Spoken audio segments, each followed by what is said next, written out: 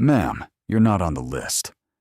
Staff Sergeant Brennan Quill, 32, USMC, in service Charlie's, with the registered attendee tablet in his left hand and the south perimeter at his back. His voice was polite. He had said the sentence 48 times this morning, and his face had not adjusted.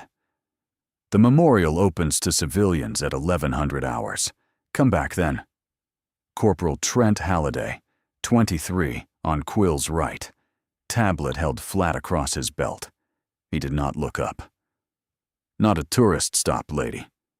Sergeant Cole Marin, 25, on Quill's left, just inside the cones. His voice was lower than the others. He had not intended it to carry. It carried. Only then did the lens widen. She had stopped 2 paces shy of the perimeter cones. Charcoal wool coat. No insignia. No flag patch. No veteran's pin. Hair pulled back tight in an unfussy brunette knot. White rose in her right hand, the stem wrapped in florist paper. Folded letter in her left, 3 folds, the edges crisp. She was 53 years old. She had absorbed worse on worse mornings.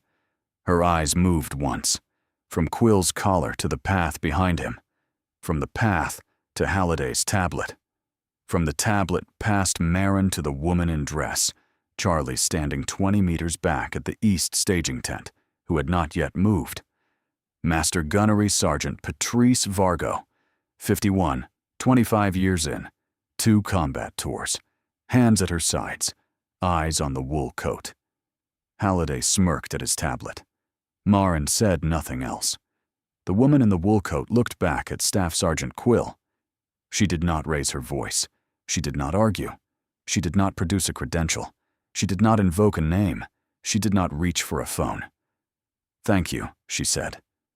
2 syllables. Dry, low, exact. 1100, ma'am, Quill said. 1100. She repeated it back. Not a complaint. An acknowledgement. The way a Marine acknowledged a route brief at 0400 hours. Halliday smirked again. Marin leaned toward Halliday and said something. Halliday laughed at softly. The wool coat did not look at either of them. She turned. The white rose tilted in her right hand. She caught it, settled it. She began to walk back the way she had come. Heel toe. Even. Shoulders low, head forward. The folded letter cupped against her ribs the way a man might carry a wounded sparrow back to a window. The path behind her ran 60 meters straight, then bent left, then opened into a small lot reserved for memorial staff. The October mist sat on the grass. The sun had not yet broken the eastern tree line. Her breath made a thin streak in front of her and was absorbed by the mist before it reached her shoulder. She did not turn her head. She did not glance at the family enclosure visible through the wrought iron line. She did not glance at the carved Marines of the memorial behind it, lit from below by the rising sun. She walked. Vargo, 20 meters back, watched her go. The Master Gunnery Sergeant's mouth opened a quarter inch and closed. She did not speak. Her right hand had risen halfway to her radio and stopped. It was not the wool coat. It was not the lack of a pin. It was not the white rose. It was the way the woman had absorbed Marin. Marines who had stood on foreign perimeters at night absorbed contempt that way. Not by ignoring it, by cataloging it, by filing it next to the 11 other things they were cataloging in the same second, and then walking through it because the perimeter required walking through it. Vargo had stood that kind of perimeter. She knew the absorption when she saw it. She started walking. She crossed the 20 meters to the perimeter cones, at the steady, fast pace of a senior NCO who did not want to startle anyone, but did not want to lose any more time. Quill heard her boots on the path and turned, opening his mouth to greet her. Vargo was not looking at Quill. She was looking at the back of the charcoal wool coat 60 meters down the path, walking toward the bend, the white rose still small and visible in the right hand. "Master Guns," Quill said. Vargo did not answer. "Master Guns," he said again. "What did Murren say, Staff Sergeant?" Vargo said. Quill's face shifted. "Nothing operational, Master Guns. He was—" "What did he say?" "Not a tourist stop. He said the memorial isn't a tourist stop." Vargo's eyes did not move from the path. The wool coat was at the bend now. 80 meters, still walking, still even, still no head turn. "What was her name?" Vargo said. "She said it once," Quill said. "I didn't catch it. She wasn't on the list." Vargo's mouth did the quarter-inch movement again. She said one word, low, more to herself than to Quill, the way Marines said words when they had just understood what they had done. "No." The wool coat reached the bend. The mist closed behind it. Vargo lifted her radio. "Hoyt, South Perimeter. Need you here. Bring nothing." She lowered the radio. She did not wait for the acknowledgement she knew Captain Devon Hoyt would not bother to send. She turned to Murren. "Sergeant Murren." "Master Guns. You will not speak again until I tell you to." "Master Guns." "That was the last word, Sergeant." Murren shut his mouth. He stood at attention. He did not blink. Halliday's tablet became suddenly interesting to Halliday. He did not look up. Quill cleared his throat. "Master Guns. The list, Vargo said." She did not finish the sentence. She turned her head a quarter-inch and looked at him. Quill, who had been a staff sergeant for 3 years and had run a South Perimeter twice before, understood for the first time in his career that there were things the list did not catch. Vargo's eyes returned to the path. The wool coat had passed the bend. She could not see it anymore. The mist was thick at the bend in October. "She didn't argue, Staff Sergeant," Vargo said. Her voice was low. It was almost conversational. It was a contact report. "She didn't invoke. She didn't reach for a phone. She didn't ask for a supervisor. She thanked you. She walked. That is not a civilian. That is a senior operator who decided not to embarrass us, and we embarrassed ourselves anyway." Quill said nothing. There was nothing to say. 80 meters east, at the family enclosure, General Lawrence Beaumont, 62, 4 stars, Commandant of the Marine Corps, was being introduced to the parents of a Lance Corporal killed in 2023. He was good at this. He had learned it the way Marines learned things, by doing it for 30 years until his face knew it. His dress blues hung correctly. His cover was under his left arm. His aide, Lieutenant Colonel Adrian Sokol, was at his right elbow with a paper coffee cup that the general had not asked for. The mother of the Lance Corporal was speaking. Her voice was steady. She was telling the general what her son had liked to eat for breakfast. Beaumont was listening. His attention was on the mother. He had not heard the radio. He had not noticed anything at the South Perimeter. He was about to. Sokol's earpiece chirped. Sokol did not move. The cup in his right hand was steady. He listened. He listened. He turned, fractionally, toward the south path. Hoyt arrived at the perimeter at the fast, purposeful walk of a senior officer who had been called by his detail master. He did not run. Running would have alarmed the family enclosure. He walked the way Marines walked when they had been told to come fast and not to make a scene. Captain Devon Hoyt, 41, in service Charlie's.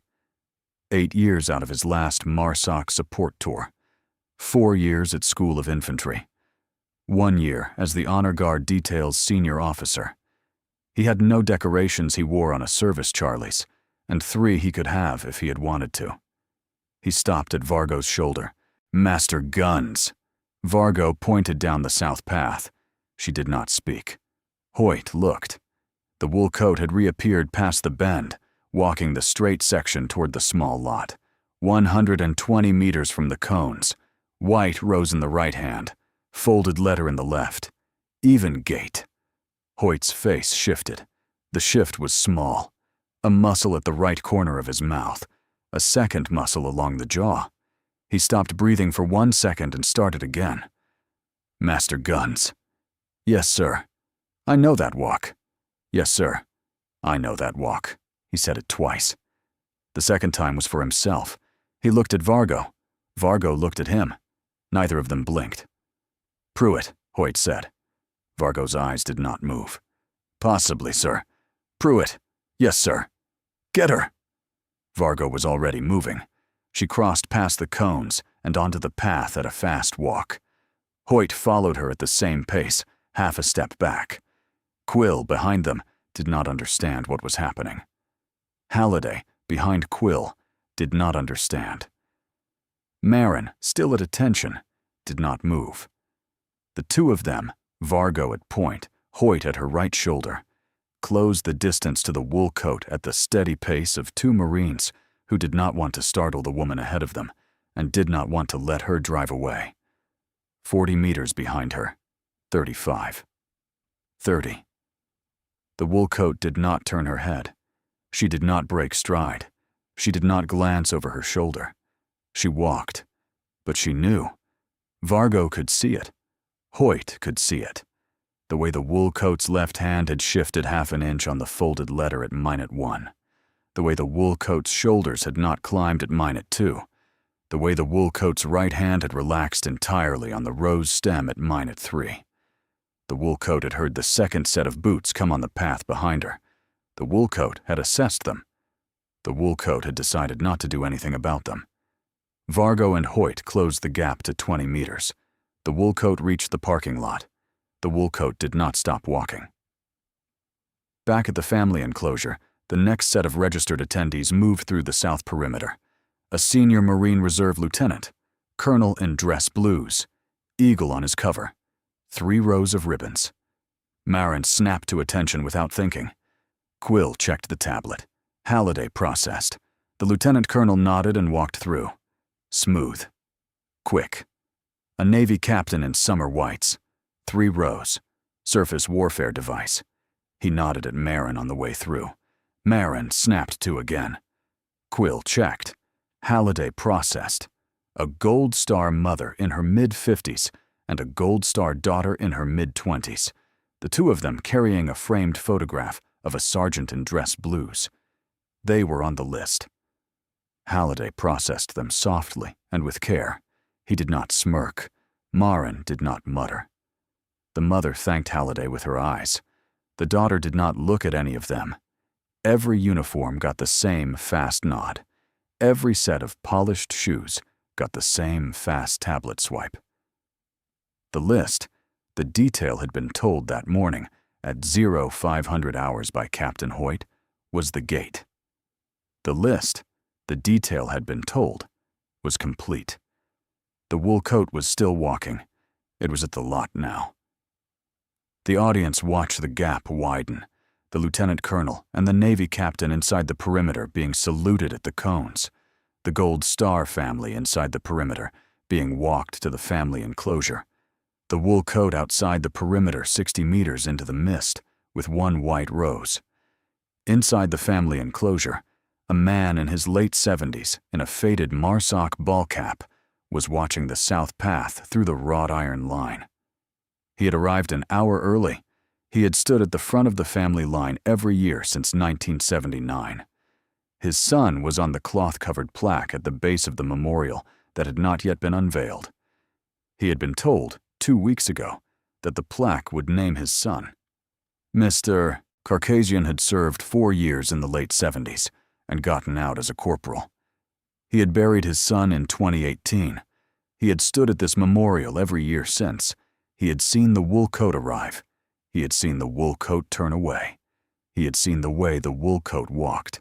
He turned now and looked for someone in charge. He found Lieutenant Colonel Adrian Sokol standing 2 paces behind the commandant with the coffee cup that the commandant had not asked for. Mr. Caucasian crossed the family enclosure at the slow, careful pace of an old man on grass. "Colonel." Sokol turned his head. "Sir." "A woman just got turned away at the south perimeter. Wool coat. White rose. Folded letter. I think you want to know." "Sir, I think you want to know." Sokol looked through the wrought iron line at the south path. He saw only the perimeter cones. He saw the staff sergeant and the corporal and the sergeant standing easy. He saw the master gunnery sergeant and the captain 40 meters down the path moving with purpose. He did not see a wool coat. The mist had taken her. He turned. He looked at General Beaumont. The general was still speaking with the lance corporal's mother. Sokol did not interrupt. He waited. 1 beat. 2. Beaumont, without turning his head, said quietly, "Adrian." "Sir." "What is it?" "South perimeter, sir. A woman was turned away. Wool coat. White rose. Mr. Carcasian thinks it matters." Beaumont finished his sentence to the lance corporal's mother. He apologized for the interruption. He thanked her. He held her hand for a half-second.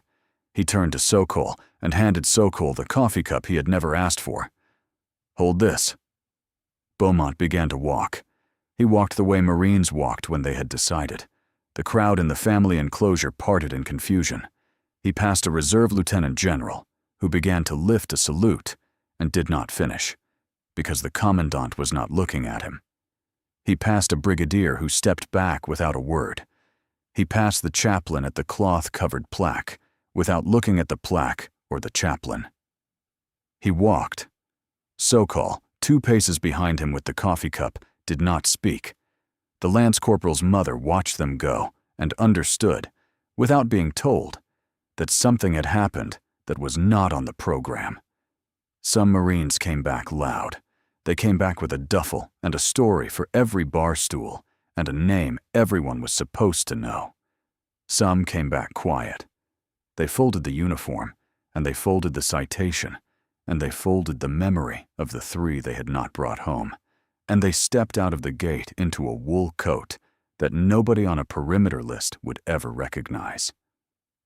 The gates the country built to honor them sometimes turned the quiet ones away. If a story like this one mattered to you, the moment to hit subscribe was now. There were more of them. The only way these names got spoken aloud was if the people who had not yet heard them kept telling them. Vargo and Hoyt closed the last 10 meters. They were now at the bend. Past the bend, the straight section opened into the small lot. 20 parking spaces, 4 occupied, a dark sedan at the far end. The wool coat had reached the edge of the lot. She was walking toward the sedan. She had not turned. "She knows we are here, Master Guns," Hoyt said. "Yes, sir." "She's not going to turn." "No, sir." "Then we go faster." They went faster. Not a run, a fast, purposeful walk. The walk of 2 senior Marines who did not want to startle the woman ahead of them and did not want to let her drive away. Back at the perimeter cones, Lieutenant Colonel Sokol, who had been radioed by Beaumont's security detail and rerouted to coordinate the south gate, was looking at Halliday's tablet over the corporal's shoulder. "What list is this, Corporal?" "Registered attendees, sir. Built from the RSVP roster the Memorial Association sent over Wednesday." "And how is this list updated for senior personnel who declined the RSVP?" "Sir?" "How is this list updated, Corporal, for the people who would not put their name on it?" Halliday looked up from his tablet. His mouth opened. It closed. He did not have an answer. He had never had to think about the question. Quill was suddenly very still. Marin was at attention and had not moved a muscle since Vargo had told him not to. Sokol did not look at any of them. He was looking down the south path. Inside the family enclosure, General Beaumont was now 30 meters into his walk. The Gold Star families had cleared a corridor for him without being asked. The senior officers had stepped back. The reserve lieutenant general had taken his cover off and was holding it at his stomach. Mr. Carcasian, in his faded Marsoc ball cap, watched the commandant walk past him. He understood what was about to happen. He did not say anything. He removed his cap and held it in both hands at his stomach. He had served. He had buried. He had stood at this memorial every year since 1979. He had seen commandants come and commandants go. He had never seen one move with that particular speed in dress shoes. Beaumont reached the wrought iron line.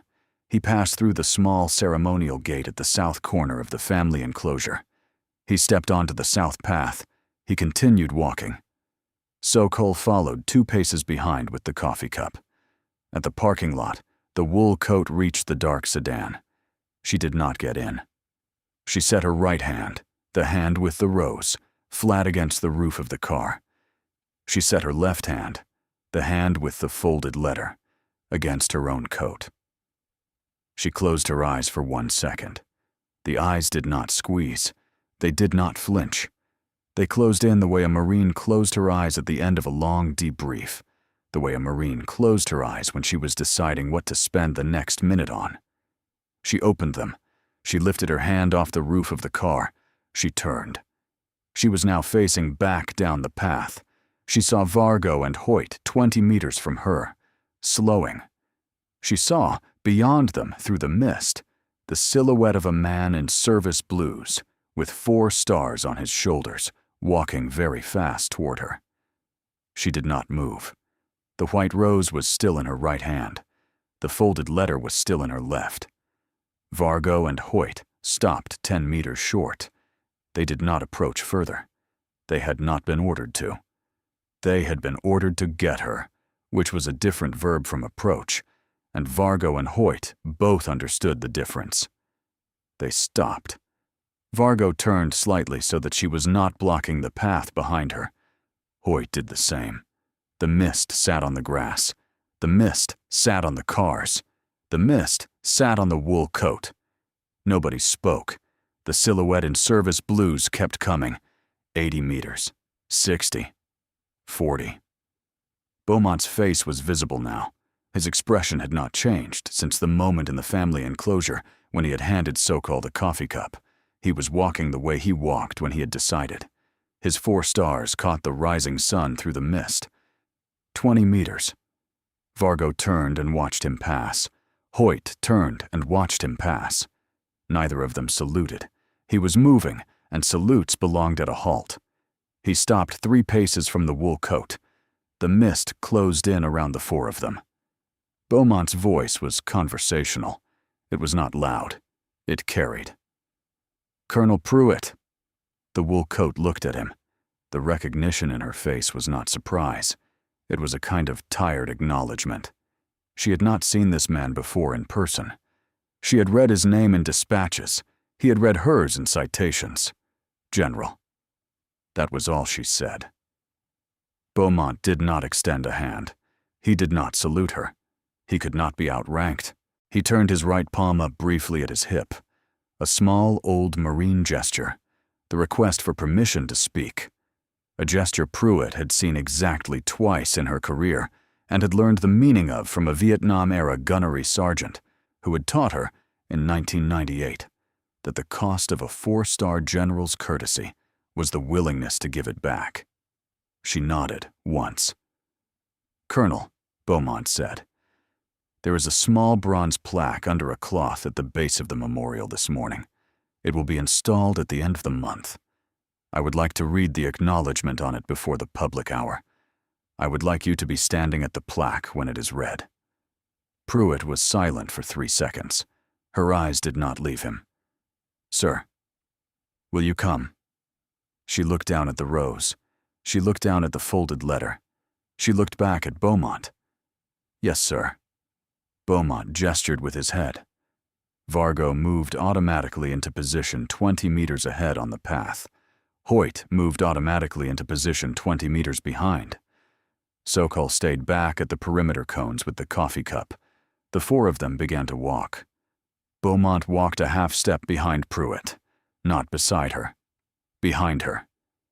A half-step behind a retired colonel was where a commandant walked when the commandant was clear about what the commandant was doing. Pruitt did not speak. She walked. The white rose was in her right hand. The folded letter was in her left. Her gait was even. Her shoulders were low. Her head was forward. The crowd at the family enclosure, 300 meters away through the mist, had not yet seen them coming back. The perimeter detail, Quill, Halliday, Marin, had not yet seen them coming back. The mist was still on the grass. They walked.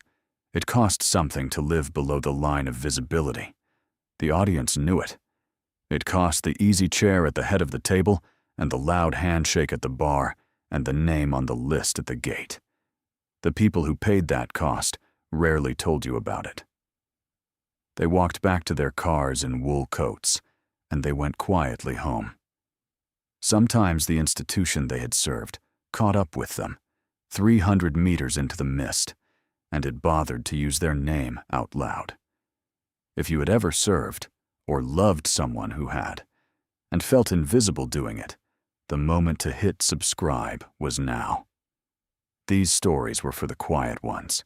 The four silhouettes, Vargo at point, Pruitt with Beaumont a half step behind her, Hoyt at the rear, walked through the mist toward the memorial. The path was straight here. The mist was thick. The carved marines of the memorial were visible only as a dark mass above the family enclosure. Vargo had stopped trying to read the woman ahead of her. She had read what she needed at the cones. She knew now. She had been 20 meters from a Navy Cross recipient for 9 minutes, and she had not understood it until the commandant had used the name. That was the cost. That was always the cost. The quiet ones who had decided, after the war, to fold the uniform and walk away, the cost they paid was that the perimeter, master gunnery sergeant, who had stood next to them in a foreign country, did not always recognize them at the gate of a memorial in a home country. Vargo understood it. She did not forgive herself for it. She walked. Hoyt, at the rear, 20 meters back, was running a particular memory. April 2010. Camp Lejeune. MARSOC Selection Support Cadre. He had been a first lieutenant on his first posting after Quantico. He had been 24 years old. He had been the most junior officer on the cadre. He had carried a clipboard for 9 months and been quietly terrified for 8 of them. The lieutenant colonel running the cadre had been 38 years old. She had been quiet. She had been precise. She had spoken in fragments. She had run the assessment runs in PT gear at 0500 hours and had not broken a sweat at distance 3. She had passed Hoyt for a posting he had not deserved on the strength of a single conversation in her office that had lasted 4 minutes. She had said to him, at the end of the 4 minutes, "Captain, you will be next year, Lieutenant. Be the kind of captain who looks at his lance corporals before he looks at his captain's bars." He had remembered it. He had not seen her face in 16 years. He had known her gait in 2 seconds. The 4 silhouettes reached the bend. Past the bend, the perimeter cones came into view. Quill had turned fully now and was looking down the path. Halliday had looked up from the tablet. Sokol was at the cones with the coffee cup. Marin was at attention and had not moved. Quill's face was beginning to do the thing it was about to do for the next 60 seconds. It was about to understand. Northern Syria. October 2018. 02:47 hours. 2 MHXT Blackhawks set down on a ridgeline above the village. The ground element offloaded. 14 raiders, plus Pruitt as ground force commander. The mountains were dark. The air was cold. The wind off the ridge was 8 meters per second from the northwest. The plan was a 47-minute window. Breach the school. Clear the basement. Extract the 22 captives held in the children's classroom under the school. Exfil to the alternate landing zone 2,400 meters down the ridge. Sergeant Quentin Brody, 26, at point. He had a daughter who was 3 years old in Camp Lejeune. He carried a sleeve of her crayon drawings folded into his cargo pocket. He was the team's first breacher and its quietest singer.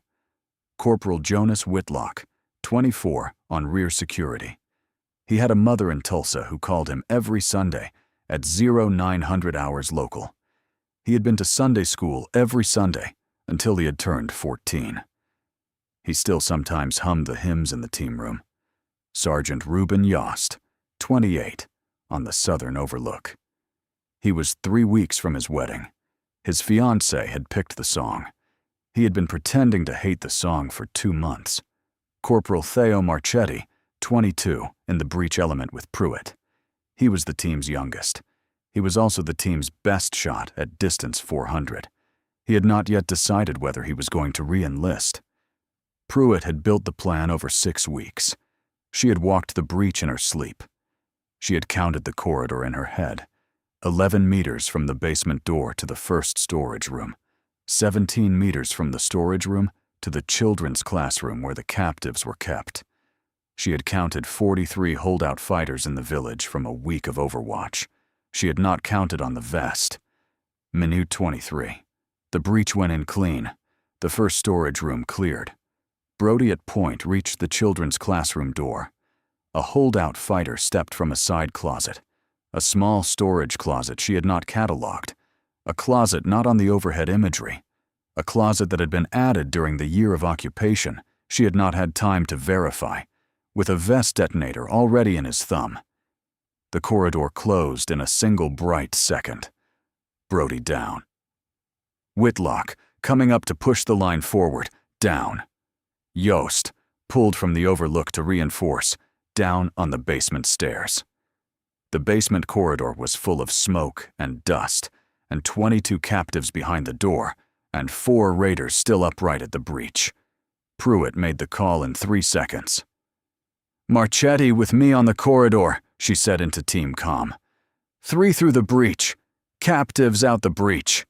Exfil now. Now. Now." The other 3 raiders pushed past her to the door. They began pulling the captives out 2 and 3 at a time. Pruitt and Marchetti held the corridor. 11 meters of dust and shouting for 9 minutes. She did not think about Brody at her feet. She did not think about Whitlock against the storage room wall. She did not think about Yost on the stairs. She thought about the door behind her. She thought about counting 22 heads through that door. She thought, the way her instructors had taught her to think, in 1-second increments. Angle, sight line, ammunition, breath. Brody's daughter was 3. Whitlock's mother was 61. Yost was about to be married. She did not think about any of it. She counted. Marchetti called it. 22 through. 22 heads. 22 living captives, out the breach, into the receiving raiders, up the ridge line, onto the Black Hawks. Marchetti was bleeding from his left thigh, a piece of the storage room wall that had come off in the second the vest had gone. Pruitt pulled him through the breach with one arm. She was the last person off the objective. She carried Brody out. The other raiders carried Whitlock and Yost. 47 minutes. 22 extracted alive. 3 lost. After the operation, the mission was never publicly acknowledged. Equity sharing with Allied Special Operations Forces. The captives' names had appeared in news cycles. The raiders' names had not. Pruitt received the Navy Cross in a closed ceremony at Camp Lejeune 3 months later. The citation was redacted to 4 lines and a date. She rotated back to Camp Lejeune. She took a regimental staff posting for 2 years. She drafted every October a letter to Brody's daughter. A letter not about the operation, but about her father, what he had laughed at in the team room, what he had carried in his ruck that he should not have, the song he had sung in his sleep on the helicopter ride in. In 2022, at 50 years old, she retired quietly. No ceremony. No public honors. She went home. The night before this morning's observance, at a small hotel 3 kilometers from the memorial, she finished the 4th letter, 6 pages, in her own clean handwriting. She folded it 3 times. She set the white rose beside it on the small desk. She turned out the reading lamp. The 4 silhouettes resolved out of the mist. The perimeter detail could see them now. Quill at the cones, Halliday with the tablet, Marin still at attention. Sokol 2 paces back with the coffee cup. The crowd at the family enclosure, 300 meters past, had not yet seen them. Quill saw Beaumont's 4 stars first. He straightened. Halliday looked up from the tablet. Halliday saw Vargo's face first, and the look on Vargo's face froze him. Marin, last to look, saw Beaumont. He saw the wool coat at the commandant's right shoulder. He saw the white rose. He saw the folded letter. His face did the small, private thing it did when it was recalibrating something it had not understood. His mouth moved. He spoke quietly to Halliday, the way he had muttered before, the way he believed Vargo could not hear from this distance. He's being polite to the tourist. Vargo heard it. The master gunnery sergeant's head turned slowly. She did not stop walking. She did not break stride beside the commandant and the retired colonel. She did not raise her voice. She spoke one sentence, almost conversationally, across the 12 meters of mist between the path and the perimeter cones. "Sergeant Marin, drop your kit and stand at attention. You will not speak again until I tell you to." Marin dropped his cover. Then he dropped his radio. Then he stood at attention. He had been at attention for 9 minutes already this morning. He had not understood the first time what attention meant. He understood it now. Pruitt did not look at him. Beaumont did not look at him. Vargo's eyes had returned to the path. The four of them walked past the perimeter cones. Vargo at point. Pruitt and Beaumont side by side. Hoyt at the rear. Quill stepped back to let them pass. Halliday stepped back. Marin was at attention. None of them saluted. The commandant was moving, and salutes belonged at a halt. Beaumont did not break stride. He said one sentence as he passed Quill, low enough that only Quill heard it. "Staff Sergeant, the list at this gate will be different next year." "Yes, sir." That was all. The commandant had not raised his voice. The commandant had not taken anyone's name. The commandant had continued walking with a retired colonel a half step ahead of him. Past the perimeter, the path widened. The family enclosure was visible through the wrought iron line. The crowd had gathered now. Word had moved through the family enclosure, the way word moved on a deployment. Quietly, through eye contact, through small turning of heads. The Gold Star families had stepped back from the central path. The senior officers, the reserve lieutenant general, the brigadier, the Navy captain in summer whites, had stepped back. They had understood, the way the audience had understood, that the commandant was walking behind someone, and that the someone was a Marine. Mr. Caucasian, in his faded Marsoc ball cap, stood at the front of the family line. He did not put the cap back on. He held it in both hands at his stomach. He nodded, once, at Pruitt as she passed. She did not look at him. But her right hand, the hand with the rose, tilted slightly toward him, a quarter-inch acknowledgement that he caught, and that no one else in the crowd would have. He understood. He was the father of a raider. Pruitt was a raider commander. They had been on the same operation in a way that did not require words. He nodded again. He did not cry. That came later. The four silhouettes, Vargo at point, Pruitt with Beaumont a half step behind, Hoyt at the rear, reached the base of the memorial. The chaplain was waiting at the cloth-covered plaque. The cloth was still on. The chaplain was a commander, U.S. Navy Chaplain Corps, in Navy service dress blue. He had been briefed at 0530 hours by Lieutenant Colonel Sokol that he might be asked to read the acknowledgement aloud this morning if a particular set of conditions were met. He had not been told what the conditions were. He understood, when he saw the four silhouettes walking up out of the mist, that the conditions had been met. He straightened. The crowd in the family enclosure was silent. The mist was silent. The path was silent. Vargo stopped 2 paces short of the plaque and turned out to the right, facing the family enclosure, hands at her sides. Hoyt stopped 2 paces short on the left, turned out, hands at his sides. They had formed a small honor box without being told. The protocol they were running was older than any of them. Pruitt stopped 1 pace from the plaque. The rose was in her right hand. The folded letter was in her left. Beaumont stopped a half step behind her right shoulder. The chaplain lifted the small index card he had been holding at his hip. He looked at Pruitt. He looked at Beaumont. He looked at the cloth on the plaque. The chaplain's voice was steady on the first sentence. It cracked on the second. Position held.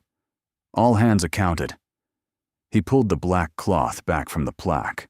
The plaque was bronze on dark stone, set into the south face of the memorial at chest height. 3 lines in inscribed capitals. 2 lines smaller beneath.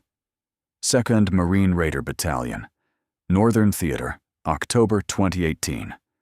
SGT Quentin Brody, CPL Jonas Whitlock, SGT Reuben Yost, for the 22 who came home. At the south perimeter, 300 meters back, Halliday read the inscription on the camera feed running on the small tablet display. His tablet dropped 2 inches in his hands. Halliday had taken a MARSOC familiarization course at School of Infantry 3 years ago. The instructor, a gunnery sergeant, broken nose, soft voice, had spent 40 minutes of a 4-hour block on a redacted operation in northern Syria in October 2018. 22 captives extracted alive. 3 raiders lost. Ground Force Commander, female, Colonel. The last person off the objective. The instructor had not given the name of the Ground Force Commander. The instructor had not been allowed to. The instructor had said, she walked out of uniform 2 years later. The country never said her name out loud. Halliday's face did the cycle. Confusion first. He did not understand why the commandant was at the south face of the memorial. He had not understood why the cloth had come off. He had not connected the cloth to the wool coat. Then, disbelief. He read the second line on the plaque again. He read the names. He looked across the perimeter at the silhouettes at the plaque. He looked at the wool coat. He looked at the white rose. Then recognition. Then horror. It took Halliday 4 seconds to run the full cycle. It took Quill, watching Halliday, 3. It took Marin, still at attention, 6. He ran it slowly because he had been told not to speak, and the cycle required a kind of inner quietness he had not previously practiced. At the plaque, Pruitt stepped forward. She was now 1 pace from the bronze. She did not kneel. The rose was in her right hand. The letter was in her left. She bent from the waist and placed the white rose at the base of the plaque, against the stone. She slipped the folded letter underneath the rose. She straightened. She lifted her right hand and laid it flat on the bronze face of the plaque. Palm down, fingers spread across the 3 names. She held it there for 3 seconds. Her eyes were open. Her face had not changed. The way she held her hand was the way she had stood at gravesides for 12 years. 3 seconds. She lifted her hand. She stepped back. Beaumont stepped forward a half pace. He did not salute her. He was the commandant of the Marine Corps, and he could not be outranked. He said 4 words. Conversational volume. Audible to the family enclosure. "Thank you, Colonel Pruitt." Pruitt looked at him. She nodded once. "Sir." That was all. Vargo, at point on the right side of the honor box, lifted her right hand to the brim of her cover. The salute was not formal. It was a master gunnery sergeant rendering honors to a senior who had just been named in her presence. It was the gesture of one Marine to another. 25 years into 30. Pruitt returned the gesture. 2 fingers to the brim of a non-existent cover.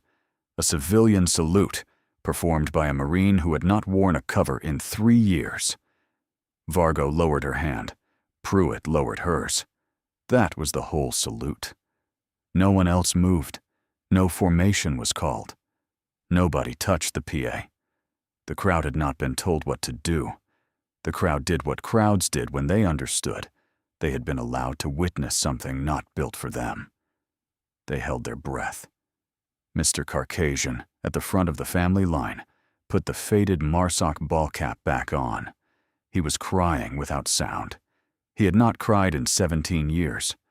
Brody's daughter, 8 years old, in a small, dark coat, holding her mother's hand at the back of the family line, had not been told the first name on the plaque was her father's.